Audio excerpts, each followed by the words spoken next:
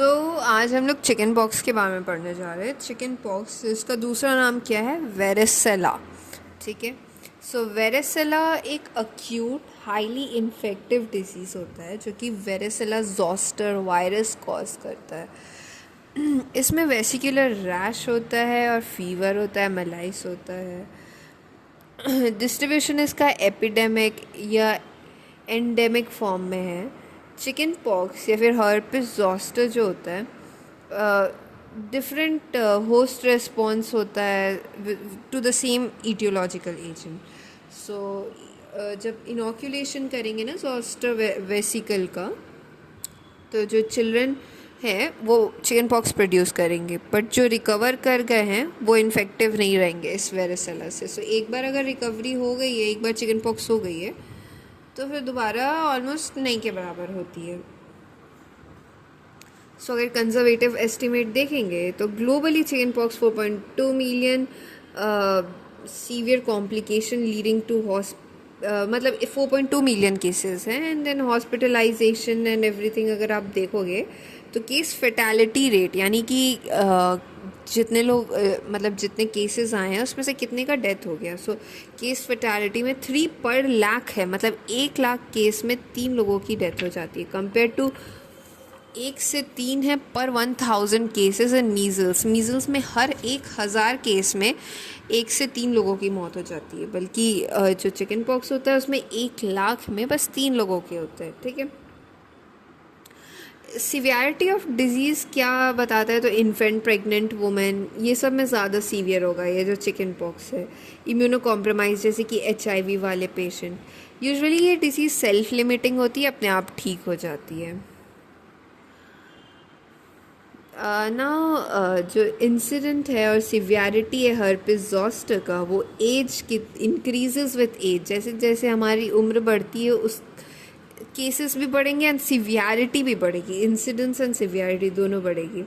और marked increased after 50 years of age, 50 साल के बाद बहुत ज़्यादा सीवियर होता है, which correlates with ageing related decline in cell mediated immunity. क्यों होता है? क्योंकि हमारा सेल मीडिएटेड इम्यूनिटी बहुत डिक्रीज़ कर जाता है जैसे ही बूढ़े हो जाएंगे, तो फिर सेल मीडिएटेड इम्यूनिटी डिक्रीज़ करेगा, तो ये जो चिकन पॉक्स है बहुत ज़्यादा सीवियर होगा। अडल्ट जो कि 85 से अबव हो गए हैं, उनमें हाफ ऑफ द अडल्ट्स में ऑलमोस्ट चिकन पॉक्स हो चुका है। ठीक है। अब अगर हम लोग डेटा देखेंगे 2022 में अबाउट 27,000 केसेस चिकन पॉक्स के रिपोर्टेड थे विथ 15 डेथ। केरला जो था वो हाईएस्ट नंबर ऑफ केसेस था, उसमें लाइक 9,927 केसेस था और 14 डेथ था चिकन पॉक्स की वजह से केरला में।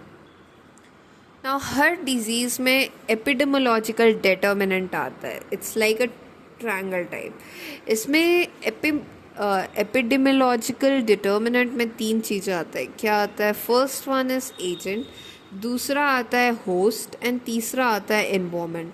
यानी कि कोई भी डिजीज़ है अगर, ठीक है, if there is a disease, one second, okay, कोई भी अगर डिजीज़ है तो उस डिज़ीज़ का एजेंट कौन है? यानी एजेंट मतलब क्या हो गया कि उस डिज़ीज़ को कौन सा वायरस, कौन सा बैक्टीरिया फैला रहा है।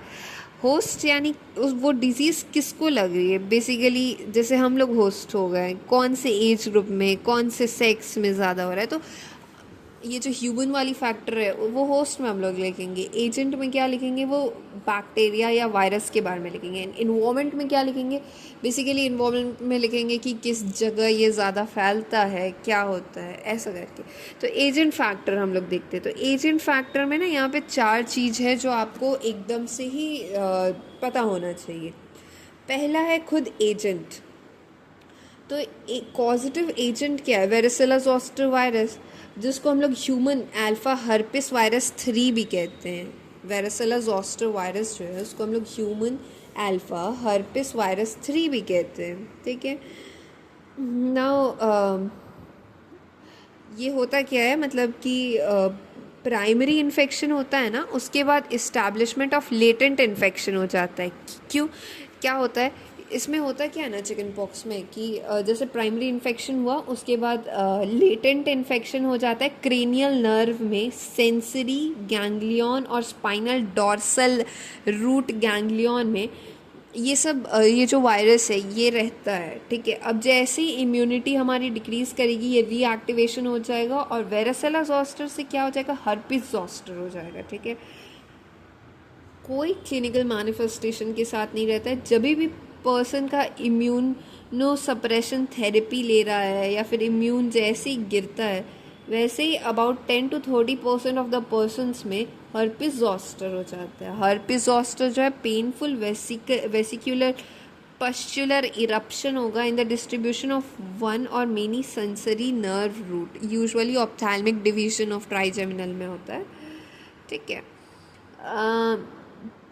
या इसको हम लोग टिश्यू कल्चर में ग्रो कर सकते हैं। तो एजेंट में क्या था, देखो एजेंट के अंदर, एजेंट फैक्टर के अंदर एजेंट में हम लोगों ने क्या देखा, इस वायरस का नाम क्या है, ह्यूमन अल्फा हर्पिस वायरस 3। दूसरा देखा कि ये बेसिकली लेटेंट इन्फेक्शन कॉज करता है, नर्व्स में रह जाता है, जैसे इम्यून सप्रेस होता है देन अगेन रीएक्टिवेट होता है, ठीक है। ये एजेंट हो गया। फिर अब हम लोग देखेंगे सोर्स ऑफ इन्फेक्शन, यानी कि क्या है जो कि फैला रहा है। तो केस ऑफ चिकन पॉक्स जो होता है ये सोर्स ऑफ इन्फेक्शन के अंदर आ जाएगा। उनका कौन सा सेक्रीशन, उनका जो पश्यूल है वो फैला रहा है या फिर कुछ और। तो वायरस जो होता है ना, वायरस ओरोफेरेंजियल सेक्रीशंस में होता है और lesions of the skin and mucosa में होता है। रेयरली जो होता है ना इन्फेक्शन में be a patient of herpes zoster, जो सेकेंड बार जो होता है इम्यूनो कॉम्प्रोमाइज वाले लोग होता है वो फैलता नहीं है, रेयरली ही इन्फेक्टिव होता है, ठीक है। तो ये जो वायरस होता है इसको आइसोलेट कर सकते हैं वेसिकुलर फ्लूइड में during the first 3 days of illness. Scab however not infective होता है, ये लिखना ज़रूरी है, ठीक है। सो सोर्स ऑफ इन्फेक्शन क्या हो गया तब, ओरोफेरेंजियल सेक्रीशन, स्किन लीजन लिख सकते हैं, lesions of the skin and mucosa. ये हो गया हमारा सोर्स ऑफ इन्फेक्शन। एजेंट हो गया, सोर्स ऑफ इन्फेक्शन हो गया। अब इन्फेक्टिविटी देख लेते हैं। So the period of communicability क्या होता है, 1 से 2 दिन होता है। कब, before the appearance of rash, rash के अपीयर होने के 2 दिन पहले और 4 से 5 दिन बाद तक पर्सन जो है वो इन्फेक्टिव है, ये पता होना ज़रूरी है, ठीक है। उसके बाद वायरस डाई आउट कर जाता है because of the pustular stage. Pustular आ गया, इसका मतलब है कि इन्फेक्टिविटी नहीं है और पेशेंट जो है वो इन्फेक्शियस नहीं रहता है। जैसे ही एक बार लीजन्स क्रस्टेड हो गया है तो इन्फेक्शियस नहीं रहता है पेशेंट। और फोर्थ टॉपिक क्या है, secondary attack rate. So secondary attack rate यानी कि दोबारा होगा कि नहीं। सो बहुत नहीं, दोबारा होगा कि नहीं, एक इन्फेक्टेड पर्सन दूसरे नॉर्मल पर्सन को कितना % चांस है कि इन्फेक्ट कर सकता है, दैट सेकेंडरी अटैक रेट। सो वेरासेला तो एक हाईली कंटेजियस डिजीज़ है और इसका सेकेंडरी अटैक रेट है 85%, रेंजेस बिटवीन 61% to 100%। लाइक बहुत ज़्यादा चांसेस है कि दूसरे को इन्फेक्ट कर देगा। सो हर्पिस जोस्टर अप्रॉक्सीमेटली 20% ही इन्फेक्शियस होता है, ठीक है। ये 4 हमारा एजेंट फैक्टर था। क्या एजेंट में ह्यूमन हर्पिस वायरस 3 आ जाएगा। Then immunosuppressive, we have to tell कि इम्यूनोसप्रेस होगा, उसके बाद फिर रीएक्टिवेशन होता है तो हर्पिस जोस्टर बन जाता है। Then source of infection oropharyngeal and lesions of the skin. Infectivity में 1 से 2 दिन पहले before rash and 4 to 5 days after rash. Then secondary attack rate में हमें बताना है कि 85% सेकेंडरी अटैक रेट है इसका और 20% होता है हर्पिस जोस्टर का, ठीक है। ये 4 हमारा एजेंट फैक्टर हो गया। Now we have to go on to host factor. तो होस्ट फैक्टर किसका है, जिसको ये इन्फेक्ट कर रहा है, यानी कि इंसान लोगों के बारे में। तो एज, तो चिकन पॉक्स प्राइमरली चिल्ड्रन में होता है। इसमें बेसिकली हम लोगों के बारे में बात हो रहा है, होस्ट के बारे में बात हो रहा है। तो एज अंडर 10 में यूजुअली होता है चिकन पॉक्स, ठीक है। कुछ पर्सन जो एस्केप कर जाते हैं उनको अडल्टहुड में होता है और ज़्यादा सीवियर होता है डिजीज़, ठीक है। पहला एज हो गया, मतलब लेस देन 10 years। दूसरा इम्यूनिटी पे डिपेंड करता है। क्या इम्यूनिटी पे, सेकेंड अटैक्स रेयर होता है, क्यों? क्योंकि एक अटैक से हमें इम्यूनिटी मिल जाती है। मैटरनल एंटीबॉडी जो होता है वो बच्चे को प्रोटेक्ट करता है first few month of the life में। जैसे एक मदर को, एक औरत को चिकन पॉक्स हो गया, उसके बाद वो मदर बनती है तो अपना एंटीबॉडी जो देगी बच्चों को, तो फर्स्ट फ्यू मंथ में बच्चों को नहीं होगा। क्यों? क्योंकि वो मदर्स एंटीबॉडी दे दी है। IgG जो होता है antibody persist for life and there presence जो होता है वो प्रोटेक्ट करता है हमें वेरेसेला से। सो सेल मीडिएटेड इम्यूनिटी जो होता है वो इम्पॉर्टेंट होता है रिकवरी के लिए। नाउ फर्स्ट था एज, जो अंडर 10 के बच्चे थे उनको ज़्यादा होता है। देन इम्यूनिटी में डिपेंड करता है, इम्यूनिटी होना, सेल मीडिएटेड इम्यूनिटी होना ज़रूरी है। एंड मदर से बच्चों को भी कुछ महीने के लिए प्रोटेक्शन मिल जाता है, ठीक है। अब प्रेगनेंसी में क्या है कि बहुत ज़्यादा रिस्क हो जाता है फीटस के लिए, लीडिंग टू कंजेनाइटल वेरेसेला सिंड्रोम। सो इसीलिए प्रेगनेंसी इज़ वेरी इंपॉर्टेंट, उसमें चिकन पॉक्स नहीं होना चाहिए। 2% बच्चों को जो बॉर्न होते हैं मदर से इन्फेक्ट हो जाते हैं वेरेसेला से फर्स्ट 20 वीक्स ऑफ जेस्टेशन में। तो जो इन्फेंट जिनकी मदर को हो गया था चिकन पॉक्स, जो पेट में ही थे, तो उन इन्फेंट को ज़्यादा चांस होता है कि वो herpes zoster first year of the life में वो डेवलप करें, ठीक है। तो 3 इसमें क्या था topics? So it was age, immunity and pregnancy. Now environmental factor, ये तीसरा है। पहला हो गया एजेंट हो गया, दूसरा होस्ट हो गया। Now third one is environmental factor. तो किस इन्वायरमेंट में चिकन पॉक्स ज़्यादा होता है? तो सीजनल ट्रेंड चिकन पॉक्स में देखने को मिलता है इन टेम्परेट सेटिंग और ट्रॉपिकल सेटिंग में। पीक कब होता है चिकन पॉक्स का? विंटर में और स्प्रिंग में, ठीक है। कूल ड्राई मंथ में, इंटर एंडेमिक साइकिल 2 से 5 साल में भी होता है। सो जो वेरेसेला जो वायरस होता है ना, वो हीट लेबाइल होता है। So outside host cell virus जो है सर्वाइव कर सकता है एक्सटर्नल इन्वायरमेंट को केवल कुछ घंटों के लिए, पर 1-2 दिन के लिए भी कर सकता है, पर वो इनएक्टिव हो जाता है lipid solvent, detergent and proteases से। इसलिए अच्छे से साफ़ कर लेना चाहिए जिसको भी चिकन पॉक्स हुआ है उसके इन्वायरमेंट को, ठीक है। सो हो गया हमारा, क्या हो गया? Agent, host and environment. This is complete epidemiological. Now अब ट्रांसमिशन देख लेते हैं। तो ट्रांसमिशन पर्सन टू पर्सन कैसे होता है? ड्रॉपलेट इन्फेक्शन से, यानी एक इंसान के थूक से होता है, ड्रॉपलेट न्यूक्लियाई से। फेस टू फेस कांटेक्ट से यूजुअली हम लोग इन्फेक्ट हो जाते हैं, अपर रेस्पिरेटरी ट्रैक और कंजंक्टिवा से।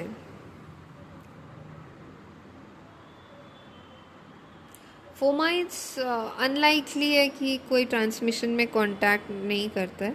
देन कांटेक्ट इन्फेक्शन भी अनडाउटफुल है कि वो इंडिविजुअल को हर्पिस ज़ोस्टर ये सब फैलाता है। ये जो वायरस है प्लासेंटा को क्रॉस कर सकता है और इन्फेक्ट कर सकता है फीटस को। उस कंडीशन को कंजेनाइटल वेरेसेला कहते हैं। सो बेसिकली ट्रांसमिशन में हमें देखना है ड्रॉपलेट इन्फेक्शन होता है, फेस टू फेस इन्फेक्शन होता है, अपर रेस्पिरेटरी ट्रैक्ट और कंजंक्टिवा से फैलता है। ये बच्चों में ट्रांसमिट हो सकता है, मदर्स टू बच्चा, तो इसीलिए कंजेनाइटल वेरेसेला कॉज कर सकता है, ठीक है। इंक्यूबेशन पीरियड क्या है? 14 to 16 डेज, 10 से 21 दिन भी रिपोर्ट किया गया है। सो इसका 2 वीक ले सकते हैं, 14 से 16 डेज, ठीक है, इसका ट्रांसमिशन जो ना। क्लिनिकल फीचर देख लेते हैं, ठीक है। वेट अ सेकेंड, या सो क्लिनिकल स्पेक्ट्रम जो होता है माइल्ड होता है, माइल्ड फ्यू स्कैटर्ड लीजन होता है, इससे सीवियर फेब्राइल इलनेस भी हो सकता है, ठीक है। इनएपरेंट 5% ससेप्टेबल चिल्ड्रन में इनएपरेंट इन्फेक्शन होता है। मेजॉरिटी में जो डिजीज़ होता है ना माइल्ड होता है, टिपिकल होता है, ठीक है। 2 स्टेज होता है चिकन पॉक्स का, 2 स्टेज होता है जिसमें हम लोग क्लिनिकल फीचर को डाल सकते हैं, pre eruptive stage and eruptive stage. Eruptive stage क्या हो जाएगा, यानी कि इरप्शन हो रखा है, हो गया, रैशेस आ गए हैं, तो ये हम लोग रैशेस को पूरा डिस्क्राइब करेंगे। प्री इरप्शन स्टेज क्या होता है, फीवर, माइल्ड या मॉडरेट फीवर आएगा, बैक में पेन होगा, शिवर करेगा, मलाइस होगा, ये बहुत एक दिन का होता है ये स्टेज। और जब अडल्ट लोग होते हैं ना, उनमें ये वाला ना 2 से 3 दिन का होता है स्टेज प्री इरप्टिव, और ये थोड़ा सा सीवियर होता है। रैश आने से पहले के कंडीशन को प्री इरप्टिव स्टेज कहते हैं। इरप्टिव जब रैश आ गया, ठीक है, फर्स्ट साइन क्या होगा, रैश का आना। जब फीवर स्टार्ट होता है तभी रैश आ जाता है। डिस्ट्रीब्यूशन क्या है, यानी चिकन पॉक्स का डिस्ट्रीब्यूशन क्या है। जैसे ये एक इंसान है, तो जब हम लोगों ने स्मॉल पॉक्स में देखा था कि पहले फेस में आता है, फिर पाम्स में आता है, फिर पैर वैर में आएगा, ट्रंक में आएगा। बट इसका क्या होता है, इसका जो डिस्ट्रीब्यूशन होता है सिमेट्रिकल होता है। इस साइड सिमेट्रिकल होगा। पहले कहाँ पे आएगा, ट्रंक में आएगा, ठीक है, यहाँ अंदर से बाहर जाएगा, ट्रंक में आएगा और बहुत ज़्यादा होता है, अबंडेंट होता है। उसके बाद फेस में होता है, आर्म्स में होता है, लेग्स में होता है। देन म्यूकोजल सरफेस में भी होता है, जैसे बकल फेरेंजियल। देन एक्जिला भी अफेक्ट हो सकता है, पर पाम्स और सोल्स जो होता है नहीं अफेक्ट होता है। हम लोगों ने एम पॉक्स में देखा है और स्मॉल पॉक्स में भी देखा है कि पाम्स एंड सोल्स अफेक्ट होता ही है, पर इसमें पाम्स और सोल्स नहीं इन्फेक्ट होता है। और जो डेंसिटी ऑफ इरप्शन है ये सेंट्रीफ्यूगली ही ख़त्म हो जाएगा ना। रैपिड इवोल्यूशन क्या होता है, जो रैश होता है ये जल्दी जल्दी एडवांस करता है मैक्यूल, पैप्यूल, वेसिकल, स्कैब में। और ये जो वेसिकल्स होता है clear fluid looking like due drops, यानी एक ड्यू ड्रॉप होता है ना, जैसे पानी का एक ड्रॉप जैसे होता है वो स्किन में, वैसा वेसिकल जो होता है दिखेगा। सुपरफिशियल होता है, वॉल जो होता है इजीली रप्चर कर जाता है और इन्फ्लामेशन हो जाता है। ये अम्बिलिकेटेड नहीं होता है यूजुअली। वेसिकल जो होता है क्रस्ट फॉर्म कर जाता है और ये पस्ट्यूल फॉर्म में नहीं जाता है वेसिकल, ठीक है, क्रस्ट फॉर्म हो जाता है। और बहुत सारे लीशंस अबॉर्ट हो जाते हैं। और स्कैबिंग जो होता है, स्कैबिंग मतलब सूख गया ऑलमोस्ट, स्कैबिंग 4 से 7 डेज आफ्टर रैश अपीयरेंस हो जाता है ना। प्लियोमॉर्फिज्म मतलब क्या होता है, प्लियोमॉर्फिज्म और इसका दूसरा नाम भी है सक्सेसिव क्रॉप्स में दिखता है। इसका क्या मतलब है, जो रैश जो होता है ना ये अलग अलग स्टेज में होता है, ठीक है। All stage of the rash आपको दिखेगा चिकन पॉक्स में। पैप्यूल दिखेगा, वेसिकल दिखेगा, क्रस्ट दिखेगा एक पॉइंट ऑफ टाइम पे। ऐसा नहीं है कि अभी पूरा पस्ट्यूल ही हुआ हुआ है, अभी पूरा वेसिकल ही हुआ। एक पॉइंट में कोई पस्ट्यूल है तो कोई वेसिकल है तो कोई क्रस्ट है, ऐसे हमें देखने को मिलेगा, ठीक है। इसको सक्सेसिव क्रॉप्स कहते हैं। 4 to 5 days in the same area, ठीक है। अब फीवर का क्या है कि फीवर हाई नहीं होता है, पर एग्जैस्परेशन विथ फ्रेश क्रॉप इरप्शन, जैसे फ्रेश क्रॉप इरप्ट करता है वैसे फीवर थोड़ा बढ़ जाता है। अब कुछ डिफरेंस देख लेते हैं small pox and chicken pox के बीच में, ठीक है। ओके, सो स्मॉल पॉक्स जो इंक्यूबेशन होता है इसका 12 दिन अबाउट होता है और चिकन पॉक्स का 15 दिन होता है, यानी कि ये इसका इंक्यूबेशन पीरियड चिकन पॉक्स का ज़्यादा है ना। स्मॉल पॉक्स में प्रोड्रोमल जो सिम्टम था वो सीवियर होता था, पर चिकन पॉक्स में बहुत माइल्ड होता है, यानी इरप्शन से पहले वाला, ठीक है। स्मॉल पॉक्स में डिस्ट्रीब्यूशन ऑफ रैश क्या था, पहले तो उसमें फेस पाम्स में हो रहा था ना, सेंट्रीफ्यूगल था। इसमें सेंट्रीपीटल है, यानी इसमें पहले ट्रंक में हो रहा है। इसमें पाम्स एंड सोल्स में फ्रीक्वेंटली इन्वॉल्व होता था, इसमें नहीं होता है ऑलमोस्ट। देन एक्जिला इसमें फ्री रहता था स्मॉल पॉक्स में, बट इसमें एक्जिला भी अफेक्ट होता है चिकन पॉक्स में ना। रैश जो होता है predominantly on the extensor surface और बोनी प्रोमिनेंस में था। इसमें rash mostly on flexor surface में होता है चिकन पॉक्स में, ठीक है। रैश का कैरेक्टरिस्टिक क्या होता है, रैश डीप सीटेड होता है स्मॉल पॉक्स में, बट इसमें तो सुपरफिशियल होता है। इसमें वेसिकल मल्टीलोक्यूलर एंड अम्ब्लिकेटेड होता है। इसमें यूनिलोक्यूलर रैश रहता है and dew drop like appearance दिखता है। So only one stage of the rash में be seen in one time, but इसमें रैश प्लियोमॉर्फिक होता है, that is different stage of the rash evident at one given time because rash appears in successive crops, ठीक है। Now, no area of inflammation is seen around the vesicle, vesicle के around कोई inflammation का area नहीं दिखेगा, but इसमें क्या है ना, an area of inflammation is seen around the vesicle, जो वेसिकल ड्यू ड्रॉप टाइप का जो दिखता है उसके अराउंड इन्फ्लामेशन भी दिखेगा हमें। इवोल्यूशन ऑफ रैश, रैश कैसे इवॉल्व कर रहा है? So evolution of rash is slow, इसमें इवोल्यूशन स्लो होता है स्मॉल पॉक्स में, deliberate and majestic passing through definite stage of macule, papule, vesicle, pustule, but इसमें evolution of the rash is very rapid. Now scab जो होता है begins from 10 to 14 days after the rash appears। Scab होने के बाद वो तो सूख जाता है ना, स्कैब इसमें 4 to 7 days, यानी ये बहुत जल्दी ठीक भी हो जाता है, 4 से 7 days after the rash appears. Fever के बारे में क्या है कि फीवर जो है सबसाइड कर जाता है रैश जैसे ही अपीयर करता है, पर फिर से हो जाएगा पस्चुलर स्टेज में, जैसे ही पहुँचेगा तो फिर से फीवर हो जाएगा। पर इसमें क्या होता है, जैसे ही फ्रेश क्रॉप जैसे ही आता है वैसे ही टेम्परेचर बढ़ जाता है। ठीक है, ये हम डिफ्रेंशिएट कर लिए। अब हम लोग देखते हैं थोड़ा कुछ कॉम्प्लिकेशंस जो कि चिकन पॉक्स के वजह से होता है।